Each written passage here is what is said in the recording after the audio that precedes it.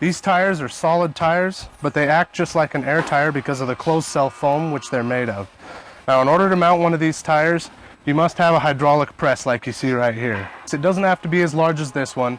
A 10-ton press is fine.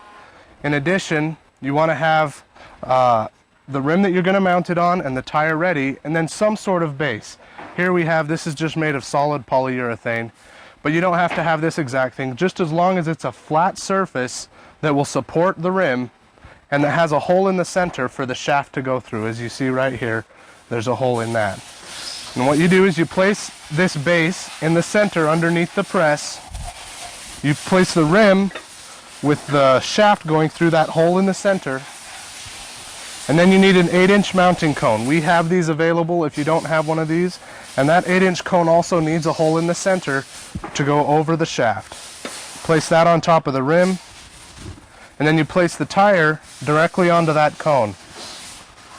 In addition, you need a spacer tire. You can use a tire or you can use any piece of equipment, but what it has to do is it has to create a space between the tire and the press, so that as you're pressing this tire on, you'll be able to press it down far enough to get it all the way over the cone onto the rim without contacting here. Now, once you've got everything in place with the spacer on top, double check, make sure it's centered, turn your press on, and then begin pressing the tire onto the rim. Now, as this tire presses onto the rim, it'll stretch over that cone and snap into place on the rim. Once it snaps into place, you're almost done, but not quite.